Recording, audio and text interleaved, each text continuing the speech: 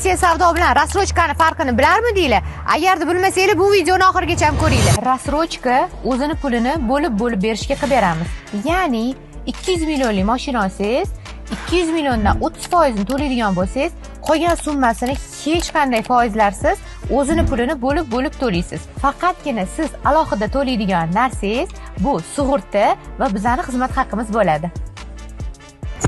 Nasiya savdoga esa avtomobil tan narxiga 25% ustama haqqi qo'shib berasiz. Hozir sizlarga sodda qilib Nasiya savdo bilan rassrochkani farqini tushuntirib beraman. Nasiya savdoni eng noqulay tarafi mashina sizning nomingizda turmasligida. Rassrochkada esa mashina o'zingiz nomingizda turadi. Yana bir jihati, Nasiya savdoda siz dollarda to'laysiz, rassrochkada esa faqat so'mda to'lov amalga oshiriladi. Menimcha farqini hammanglar tushunib yetdinglar. Agarda sizlarga ham qulay shart-sharoitlarda rassrochka va avtokreditlar kerak bo'ladigan bo'lsa, meni profilimga obuna bo'lib qo'yinglar. Meni kuzatishda davom etinglar. Eng qiziqarli ma'lumotlar faqat bizda bo'ladi.